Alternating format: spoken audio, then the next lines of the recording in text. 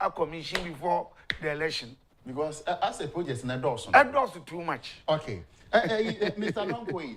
Yes. So Sanet here they are. The conference can say as a one penny commission project project be good because say what Bob Bessia no abroso. The binum canono. Say oh akufo-addo waye ade waye nyuma bebre na opposition no can say ne watumi aye ne nyina is it say besia na wabo bebre na otumi de ye empuntu nyuma no ana. Yes, I think it's a project here for this question. But let me use this opportunity there's to explain this our debt level now. Okay. Bury the argument in now. Okay. Look, let me tell you, as we speak now, our debt level is $51.1 billion. $51.1 billion. Okay. If you convert it at current rate, then you'll be getting about 735 billion Ghana cedi. Okay. That is the level of it. And this is how it came about. Okay. Cumulative from the past president up to this time.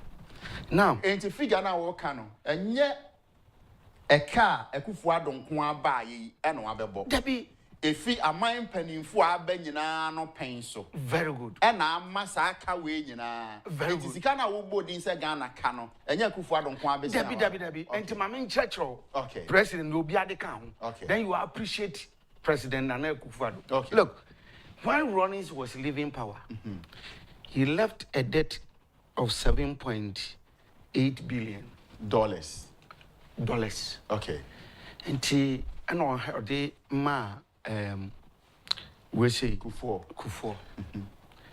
I think there was a rebasing. So apparently it was say 7.16 billion. And Ojaya. Now the President Kufuor no. Also by that time no, now the economy no is so bad they say Kufuor took a decision to take us to IMF.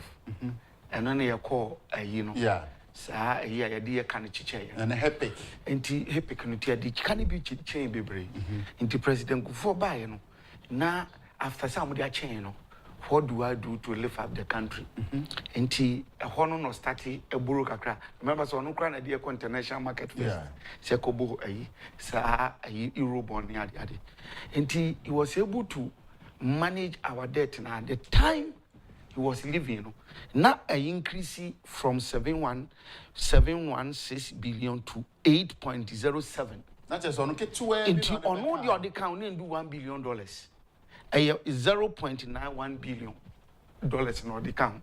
Into all befino na $8.07 billion. Now, then unfortunately, Anna Edema Professor Tamers. Into Professor Tamers so by no besum. And also now Kufuor pave way for international market. Say you beka kwa Agyapong. Enti also buy no move debt no. The time it's a bill Nyankopon fan currency obewu no. Near debt no a move from the 8 to about 14 billion. Okay. And also hand you over the Mahama. Into Ombari Mahama no. Then Mahama also borrowed. Into Osha Mahama ni atamis 8 years no.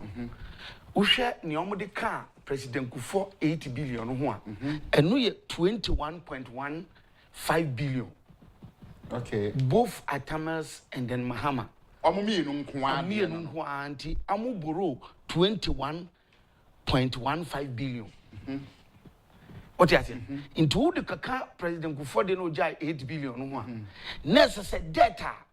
Akufo-Addo ebetoye our heritage no. 29.22 billion. Patriotic calculation you 29.22 billion. 29.22 billion. Na omanpenda da mills. And omanpenda da Mahama de wum 21.15 billion. Within 8 years. Very good. Okay. And before Modiana, 8 billion. So the count is 29.22. Now, the time they were leaving the power, now, On say normally no, this way no, you try in foreign money dollars. What do you say? But here account where you convert it from the dollars into our local currency. Okay.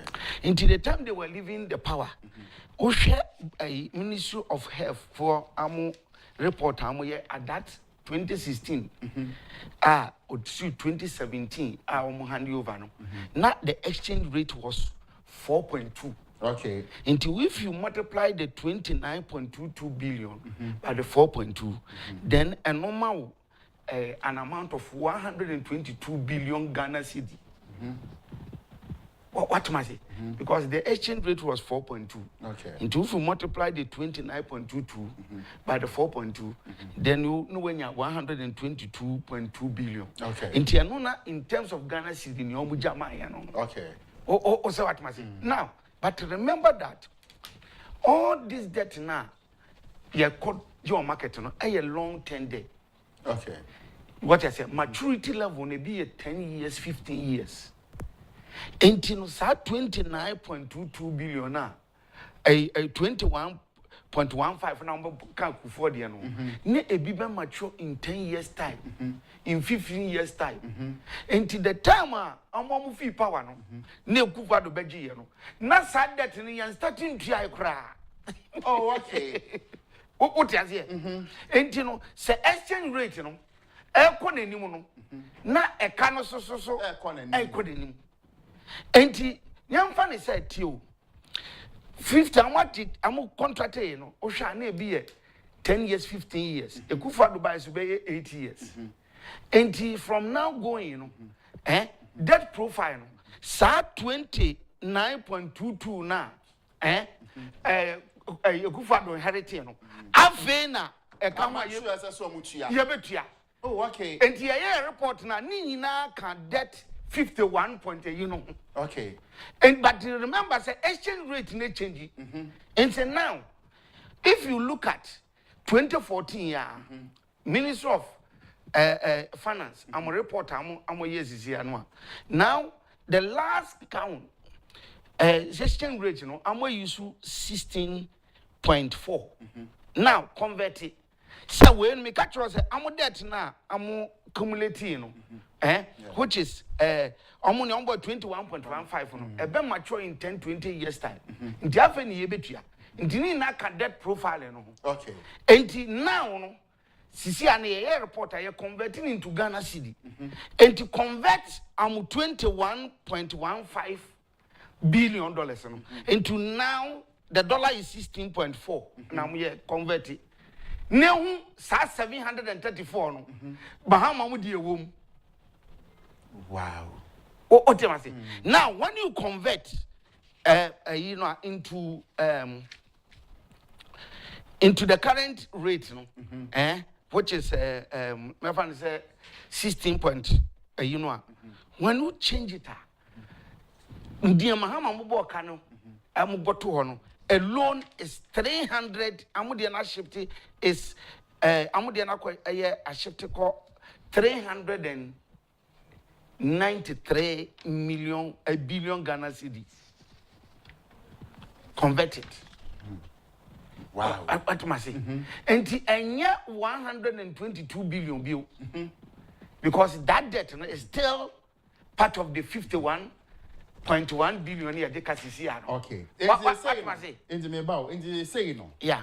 A car on penny akufo-addo beto ye no. Yes. Na ni nyina $29.22 billion. Yes. Na sa $29.22 billion no. Na Mahama o mampenda da Mahama eno mampenda da Mills de wom $21.15 billion in a womb. Okay.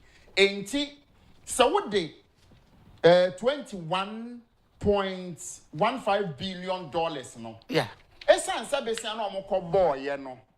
Ni tuya no na ne branso ye na afi na ebe so na ebi nso abeso o mampani akufo-addo pan yi so enti no. So what sesa o convert omo 21.15 billion no o de multiply and the dollar rate no a good e ka Ghana de no nyina no emu 393 billion eye e ka Oman Penida Dama Hama and Mills, a boy. Very good. And that is so. That is almost the young one. So the president before the 8 billion also come one. What does it? Now acquire 29.22 billion. And this I will convert here into current rate as well. Now and also here 473.8 billion. Wow. And from President before the end of Jayano. From Muhammad Atamis Jodiano, from Muhammad Jayano. Sad Amuja 29.22 billion, converting into current right, but because that debt is still in our debt profile 51, you know. Okay. And this I will convert every count 29 by 16 one. We have 437.8 billion.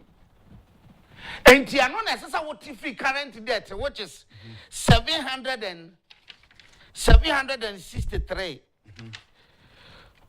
billion. And I'm the only free money who akufo-addo sika actually or bossing boy. And if you multiply subtract it, 763 billion. Now what you the 400 and a free and none of them actual sika akufo-addo nsakaye. Okay. I would do juma. Okay. So what is it? And I mean, akufo-addo. Yes. The best I know about Bono, if you are crying or they settle your debts. Yeah, baho. Okay. Yeah, baho. In the 763 billion, according to Ministry of Health report 2024 year. What does it? So converting into Ghana cedi say. And you converted Mahamu 29.99 billion. So like I said, you know, unya 473. So multiply 473. Ephraim, akufo-addo, which so far, Sikawa Bob Bisianwa is close to 300 billion. And no, the dollar component in here, almost 21.88 billion. And Mahama borrowed 21.15 billion. And the akufo-addo the end of 21.88 billion. Okay. Into difference ben and the difference a woman ketwe bi pay akufo-addo aboro asen. And the debt of 7 sa amokano. This is the wrong calculation they have been doing. Okay. And unim amafa 7 Bank of Ghana for the 763 billion. And amwati the time na exchange rate near 4.2. I don't know more calculation. Now much 122 nefrim. And to amuti free more. I'm say 763 minus 122. Amuti from I'm say akufo-addo aboka 641 billion. Enti say ahwefo mu tie ne Mr. Donko. Yeah. Can ye dia. NDC for besi omo ekoboye me chere omanpenda da mahama ene omanpenda da nos besi om koboye na eye $21.15 billion. Good. Almost send the abagana see the mua. No more the old time. Very good. Send your near $4.2 no. And on the calculation, you know. Now so I can't be a half na ye see the new chia. Very good. I can't be a half na ye see the new chia. Name momo no so calculate Omanpeni akufo-addo there no a year 21.88 billion dollars. Now the current rate. Now the current state. Now so based on our boy now why the current rate in the very good. No almost the same. No the old rate, you know, and I your calculation. Very good. No the current rate I akufo-addo there. Very good. So akufo-addo there na be kosoro. No more there no aba. Diabolic calculation for because we want about 21.15 billion. Akufo-addo the other side 21.88 billion. And the head and I say Akufo-addo is doing wonders because he has overborrowed. This is what we say. And most of the debt no mukoko borrow no. A long term, 15 years, 20 years. Into a binum granny and starting to okay. Meanwhile, Bank of Ghana reporter saw converting to current rate not the shop. And from now going, you know, Akufo-addo borrow more than even 400 billion biara. Okay. Yes. If you want to even know what the funny dollar no or no about 20 or no about so funny why 21.88 billion. What the far multiply the current dollar it will give you need your account. Then no for my so the 21.15 billion. Now I convert it into 16.8. No one knew the and second 700 a year.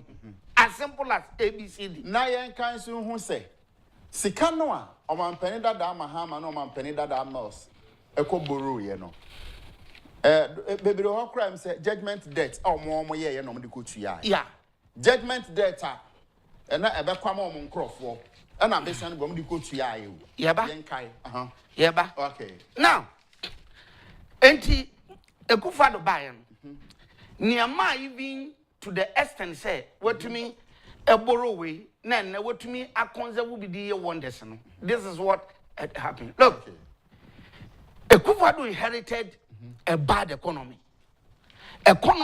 na and to me sustaining remember that look oji no na as a set of conjure magic no make sure say and near maybe or hon obedi better to before and sana. My friend said, road no so are smooth and manako. Okay. And like you were saying, one, he needed to do near friend debt reprofiling. Okay. In this case, Runim, Mahama would year 21 0.15 billion dollars now. Some they contracted this loan with high interest rate. Okay. And now a company now first one high interest rate no ubet may replacing with low interest rate. Okay. And tia so compare bosiani bi ubet may low interest rate. What you say?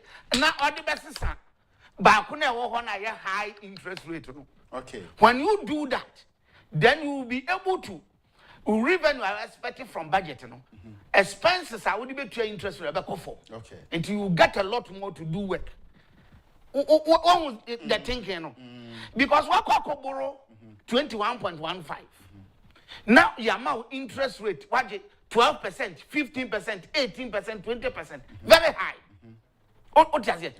In this case, you know, remember say principal need a war Utriano maybe in 15 years now, but you will service the interest annually from Otaxa Ojijiwaha. Nase what about high interest rate? Osha the time of Kujuta Black Lanza Amoka say Ghana Kran the Akufo-Addo Benye Sika were him or there because if you take two transactions, higher interest rate we pay on our debt, interest rate alone, any salary, it take over 80% of our revenue. It is Sikabe no Benya dia road near the other. But no names are drink a so the first action was to go for loans with lower interest rate. Okay. Now the best is the one now contracted higher. The nature say, Omanpenda da mahama no kwaje besia ehun si hu no wasoro pa. Very good. Ana omanpenda Akufo-Addo ba no say there is a net here there ma me ko pe besia na si hu no ewo fom. Na me mfa nkoma omo a ananya sa omanpenda da mahama kwadwom de na ewo soro no. Very good. Se na ebe ya ensi hu no ye benya na ewo fom. Very good. International you prepare budget ye sika ebe mobilize locally no. Young fakes pa enkonko twa interest rate bi. Okay. Na mo be reduce am. Okay. So what the first move and that was perfect. So the loan or contract here no be to take off that high interest rate. Okay. And then now the ship. Into aboa na ma. The budget obey the interest rate no echo from kakra mi. And here one magic ema wonya sa you know. Okay. Beyond that too. Another magic and I say oh yeah.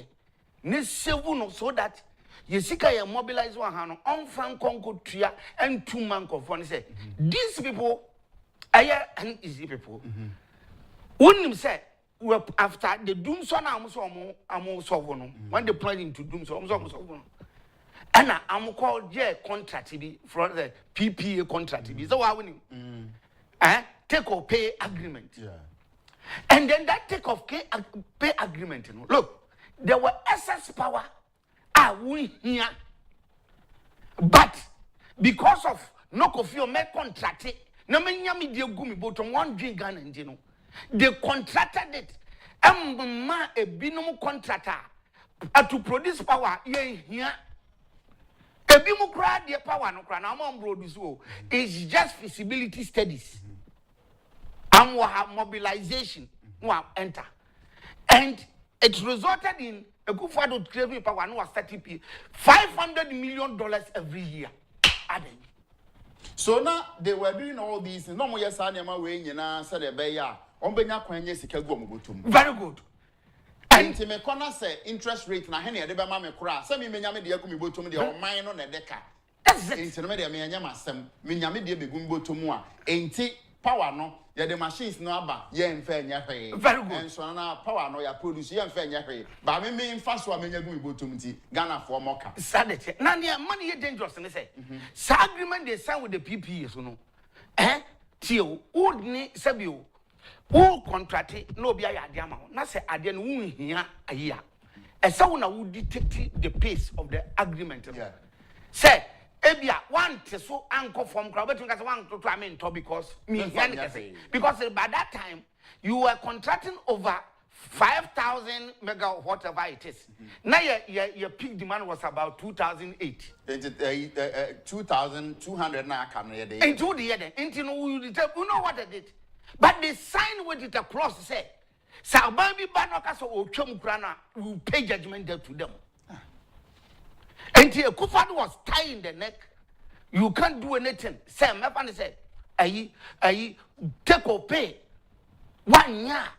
And Obaboka. And that one who was a clause a year nation. Now, on that time, not John, your friend, John Jinapobino. No, I know one energy. What account on them, Mahama, no, send his spokesperson. Was so yeah, and no, so what the parliament so your energy aspect was part of those people who were signing no go but nobody.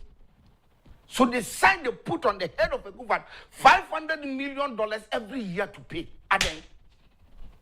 And so what we say, as a son, no negotiate, Nabua, and just had their consolidated fund, near Bemono, near Pesa Oye, any policies, I saw implementing it. I'm Ghana for no money.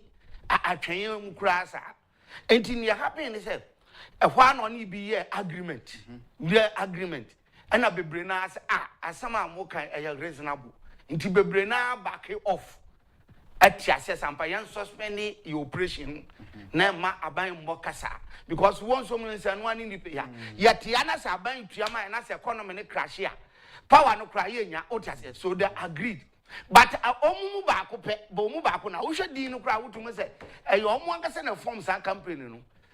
I honor your GG as and your budget judgment debt. So it's resulted in Akufo-Addo paying a judgment debt of about $137 million at the moment, just to back up.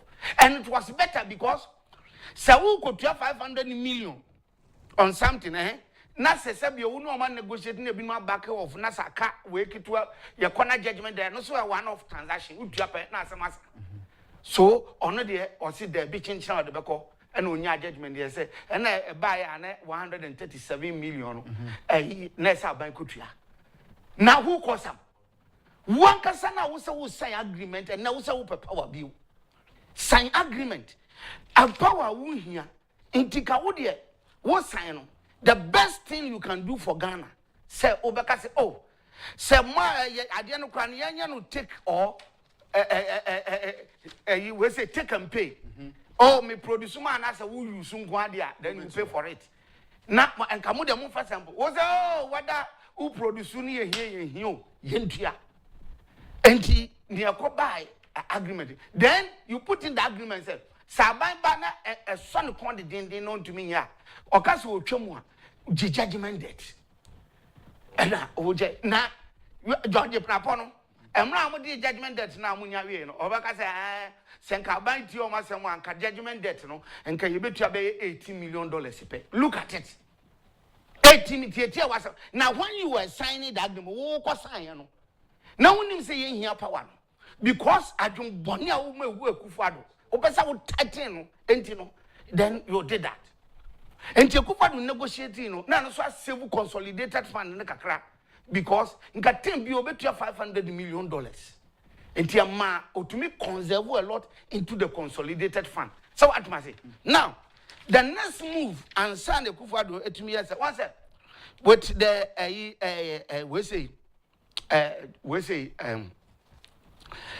IMF agreement. Said Jankupon otimi teni ne ho run. No make you say we way off the IMF.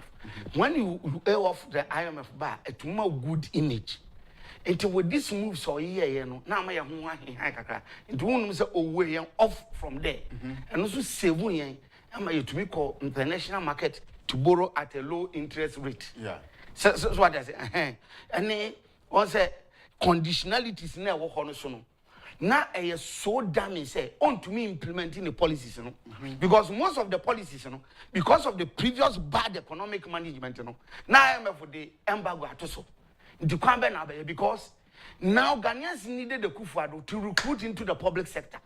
Meanwhile, our loan, our IMF, I'm the